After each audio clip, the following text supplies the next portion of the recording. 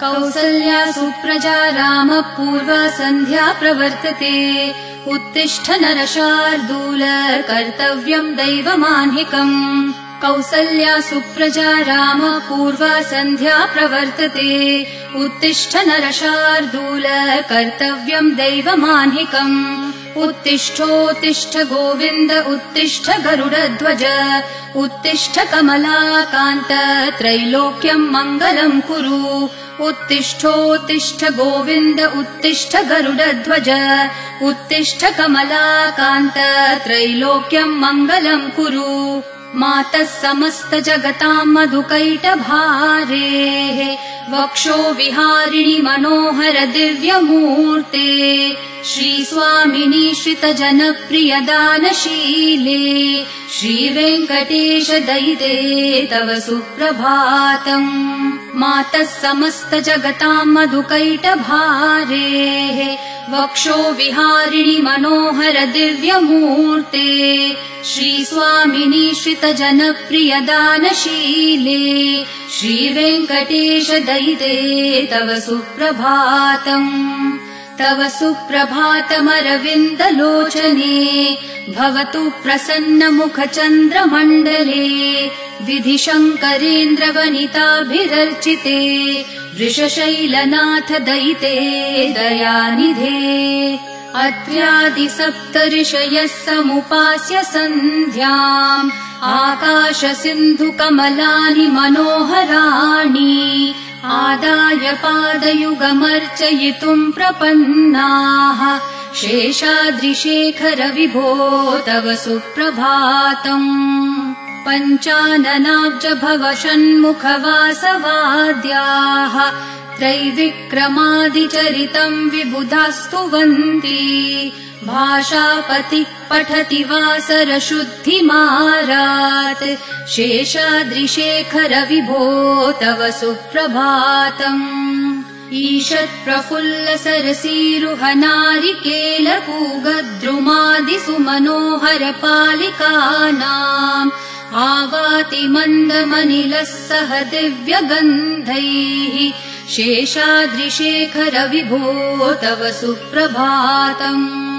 उन्मील्य नेत्रयुगमुत्तम पञ्चरस्था पात्रावशिष्ठ कदलीफलपायसानि भूत्वा सलीलमथ केलिशुकाः पठन्ति शेषाद्रिशेखर विभो तव सुप्रभातम्।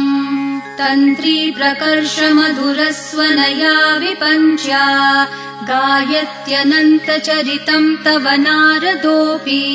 भाषा समग्रमसकृत्करचार रम्यम् शेषाद्रिशेखर विभो तव सुप्रभातम्। भृङ्गावली च मकरन्दरसानुविद्ध झनकार गीतनिनदैः सह सेवनाय निर्यात्युपान्त सरसी कमलोदरेभ्यः शेषाद्रिशेखर विभो तव सुप्रभातम्। योषागणेन वरदध्नि विमथ्यमाने घोषालयेषु दधिमन्थन तीव्रघोषाः रोषात् कलिम् वदधते ककुभश्च कुम्भाः शेषाद्रिशेखर विभो तव सुप्रभातम्। पद्मेशमित्र शतपत्र गतालिवर्गाः हर्तुम् श्रियम् कुवलयस्य निजाङ्गलक्ष्म्या भेरीनिनादमिव बिभ्रति तीव्रनादम् शेषाद्रिशेखर विभो तव सुप्रभातम्। श्रीमन्नभीष्टवरदाखिल लोकबन्धो श्री श्रीनिवास जगदैकदयैक सिन्धो श्रीदेवतागृह भुजान्तर दिव्यमूर्ते श्रीवेङ्कटाचलपते तव सुप्रभातम्। श्रीमन्नभीष्टवरदाखिल लोकबन्धो श्री श्रीनिवास जगदेकदयैक सिन्धो श्रीदेवतागृह भुजान्तर दिव्यमूर्ते श्रीवेङ्कटाचलपते तव सुप्रभातम्। श्रीस्वामी पुष्करिणिकाप्लवनिर्मलाङ्गाः श्रेयोर्थिनो हरविरिञ्च सनन्दनाद्याः द्वारे वसन्ति वरवेत्रहतोत्तमाङ्गाः श्रीवेङ्कटाचलपते तव सुप्रभातम् श्रीशेषशैलगरुडाचल वेङ्कटाद्रिनारायणाद्रिवृषभाद्रिवृषाद्रिमुख्याम् आख्याम् त्वदीयवसतेरनिशम् वदन्ति श्रीवेङ्कटाचलपते तव सुप्रभातम् सेवापरः शिवसुरेश कृशानुधर्मरक्षोऽम्बुनाथ पवमानधनाधिनाथाः बद्धाञ्जलि प्रविलसन्निज शीर्षदेशाः श्रीवेङ्कटाचलपते तव सुप्रभातम् घाटेषु ते विहगराज मृगाधिराज नागाधिराज गजराज हयाधिराजाः स्वस्वाधिकारमहिमाधिकमर्थयन्ते श्रीवेङ्कटाचलपते तव सुप्रभातम्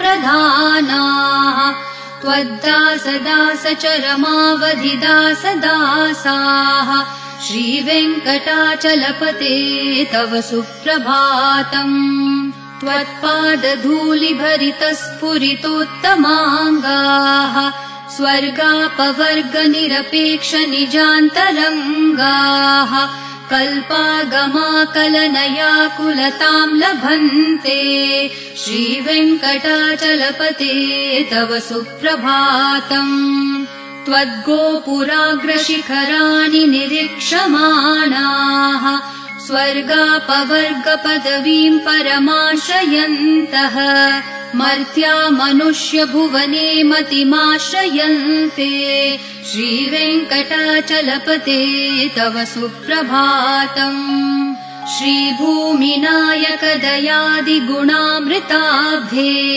देवाधिदेव जगदेक शरण्यमूर्ते श्रीमन् अनन्त गरुडादिभिरर्चिताङ्घ्रे श्रीवेङ्कटाचलपते तव सुप्रभातम् श्रीपद्मनाभ पुरुषोत्तम वासुदेव वैकुण्ठमाधव जनार्दन चक्रपाणे श्रीवत्सचिह्न शरणागत पारिजात श्रीवेङ्कटाचलपते तव सुप्रभातम् कन्दर्पदर्पहर सुन्दर दिव्यमूर्ते कान्ताकुचाम्बुरुह कुद्मललोल दृष्टे कल्याण निर्मल गुणाकर दिव्यकीर्ते श्रीवेङ्कटाचलपते तव सुप्रभातम् मीनाकृते कमठकोल नृसिंहवर्णिन्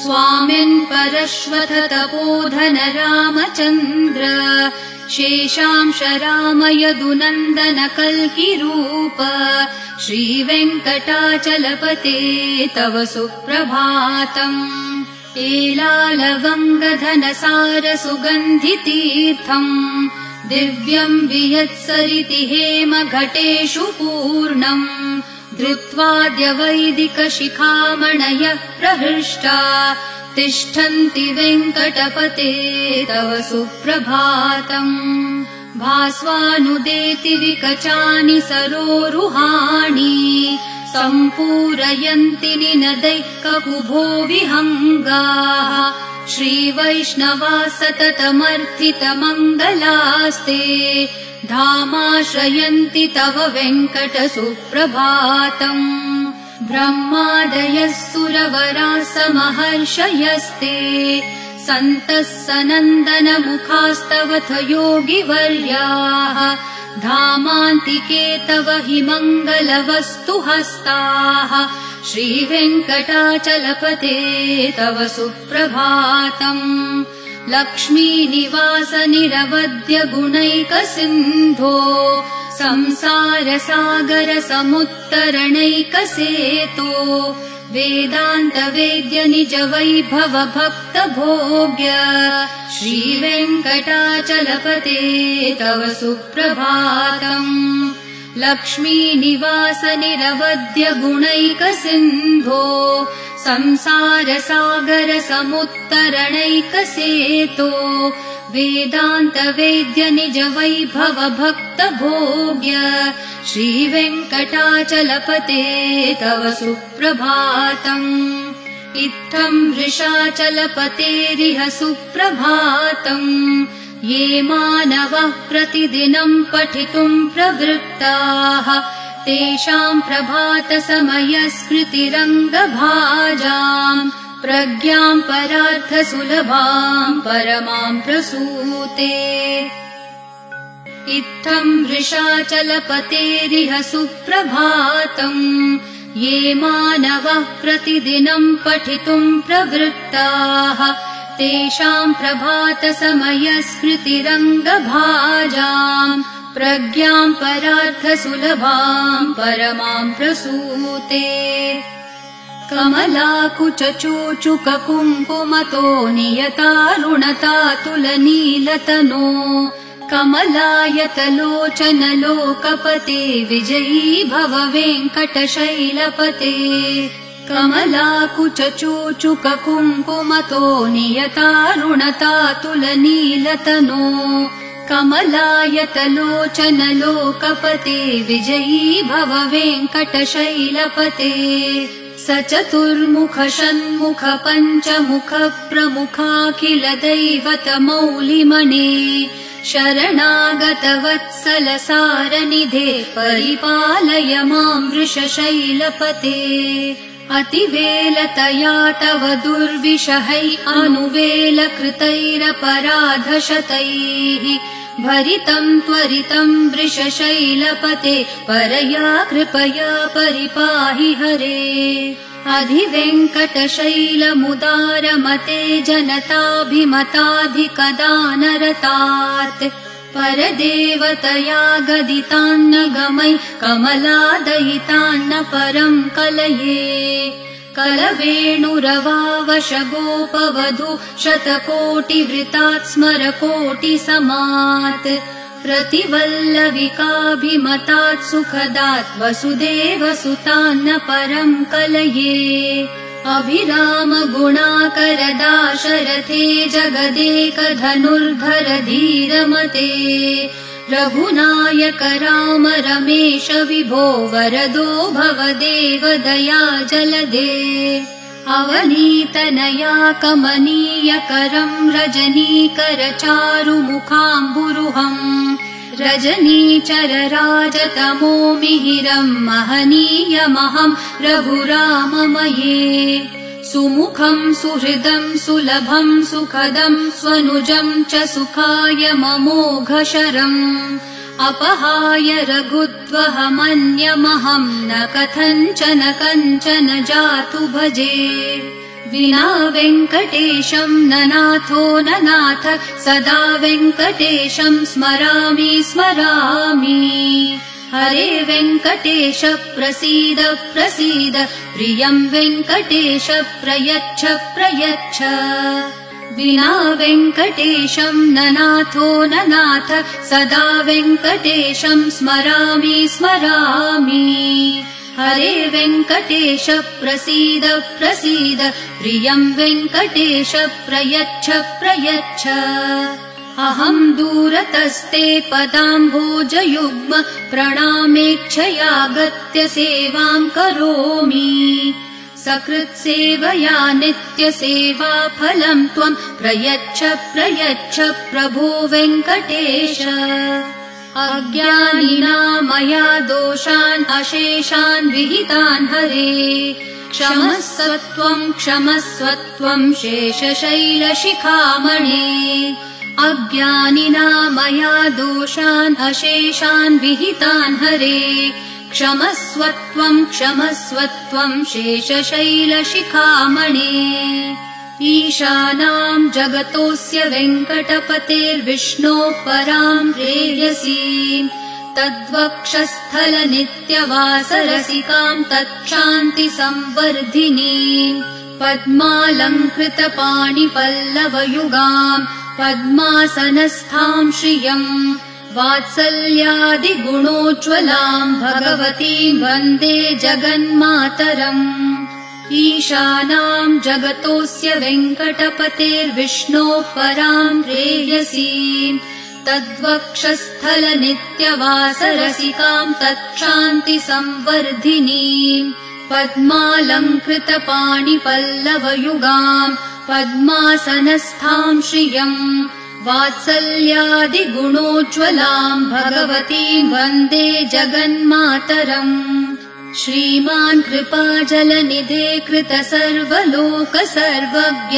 शक्तनतवत्सल सर्वशेषिन् स्वामिन् सुशील सुलभाश्रित पारिजात श्रीवेङ्कटेश चरणौ शरणम् प्रपद्ये श्रीमान् कृपाजलनिधे कृत सर्वलोक सर्वज्ञ शक्तनतवत्सल सर्वशेषिन् स्वामिन् सुशील सुलभाश्रित पारिजात श्रीवेङ्कटेश चरणौ शरणम् प्रपद्ये आनूपुरार्पित सुजात सुगन्धि पुष्प सौरभ्य सौरभकरौ समसन्निवेशौ सौम्यौ सदानुभवनेऽपि नवानुभाव्यौ श्रीवेङ्कटेश चरणौ शरणम् प्रपद्ये सद्यो विकासि समुदित्वर सान्द्र रागः सौरभ्य निर्भर सरोरुह साम्यवार्ताम्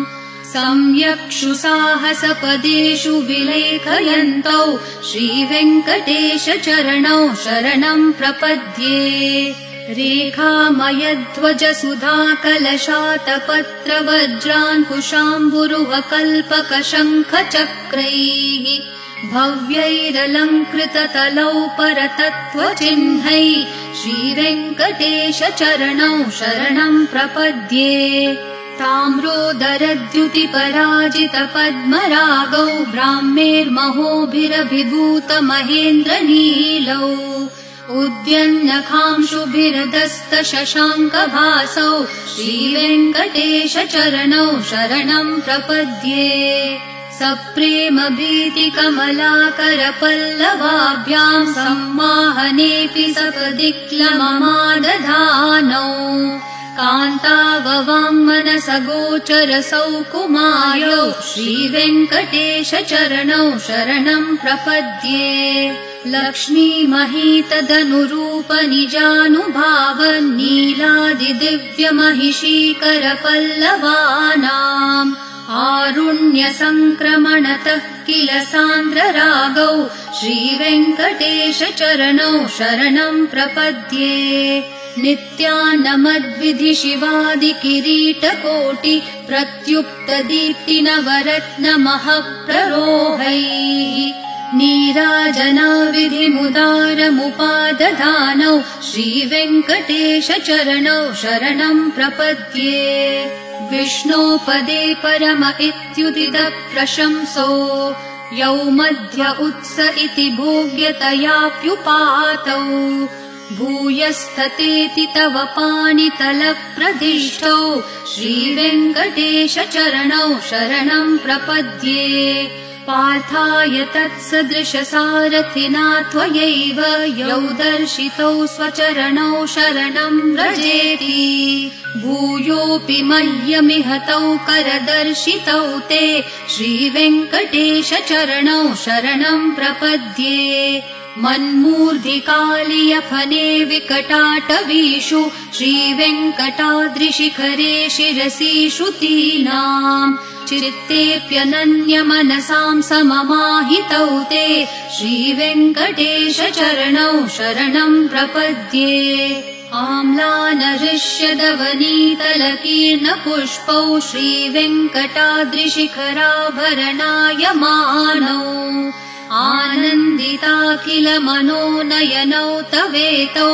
श्रीवेङ्कटेश चरणौ शरणम् प्रपद्ये प्रायः प्रपन्न जनता प्रथमावगाह्यो मातुस्तनाविविशिशोरमृतायमानौ प्राप्तौ परस्परतुलामतुलान्तरौ ते श्रीवेङ्कटेश चरणौ शरणं प्रपद्ये सत्वोत्तरैः सतत सेव्यपदाम्बुजेन संसारतारकदशार्द्रदृगञ्चलेन सौम्योपयन्तृमुनिना मम दर्शितौ ते श्रीवेङ्कटेश चरणौ शरणं प्रपद्ये सत्वोत्तरैः सतत सेव्यपदाम्बुजेन संसारतारकदशार्द्रदृगञ्चलेन सौम्योपयन्तृमुनिना मम दर्शितौ ते श्रीवेङ्कटेश चरणौ शरणं प्रपद्ये श्रीशश्रिया घटिकया त्वदुपाय भावे प्राप्ये त्वयि स्वयमुपेयतया स्फुरन्त्या नित्याश्रिताय निरवद्य गुणाय तुभ्यं श्यां किङ्करो वृषगिरीश न जातु मह्यम् श्रीशश्रिया घटिकया त्वदुपाय भावे प्राप्ये त्वयि स्वयमुपेयतया स्फुरन्त्या नित्याश्रिताय निरवद्य गुणाय तुभ्यं श्यां किङ्करो वृषगिरीश न जातु मह्यम् श्रियः कान्ताय कल्याणनिधये निधयेऽर्थिनाम् श्रीवेङ्कटनिवासाय श्रीनिवासाय मङ्गलम् श्रियः कान्ताय कल्याणनिधये निधयेऽर्थिनाम् श्रीवेङ्कटनिवासाय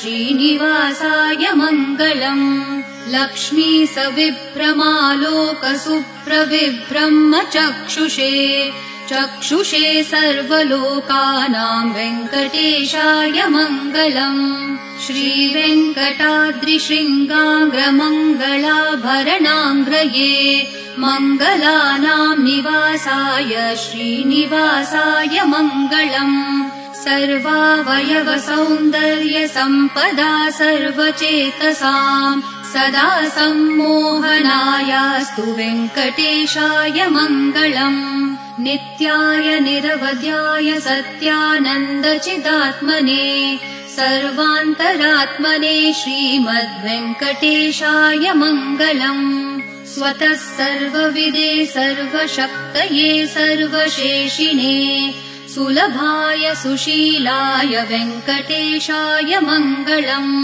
परस्मै ब्रह्मणे पूर्णकामाय परमात्मने प्रयुञ्जे परतत्त्वाय वेङ्कटेशाय मङ्गलम् आकालतत्त्वमशान्तम् आत्मनामनुपश्यताम् अतृप्तामृतरूपाय वेङ्कटेशाय मङ्गलम् प्रायः स्वचरणौ पुंसां शरण्यत्वेन पाणिना कृपया दिशते श्रीमद्वेङ्कटेशाय मङ्गलम् दयामृत्तरङ्गिन्यास्तरङ्गैरिव शीतलैः अपाङ्गैः सिञ्चते विश्वं वेङ्कटेशाय मङ्गलम् सद्भूषाम्बरहेतिनां सुषमावहमूर्तये सर्वार्तिशमनायास्तु वेङ्कटेशाय मङ्गलम् श्रीवैकुण्ठविरक्ताय स्वामि पुष्करिणीतटे रमया रममाणाय वेङ्कटेशाय मङ्गलम् श्रीवैकुण्ठविरक्ताय स्वामि पुष्करिणीतटे रमया रममाणाय वेङ्कटेशाय मङ्गलम् श्रीमत्सुन्दरजामातृमुनिमानसवासिने सर्वलोकनिवासाय श्रीनिवासाय मङ्गलम् मङ्गलाशासनपरैर्मदाचार्य पुरोगमैः सर्वैश्च पूर्वैराचार्यैः सत्कृतायास्तु मङ्गलम्।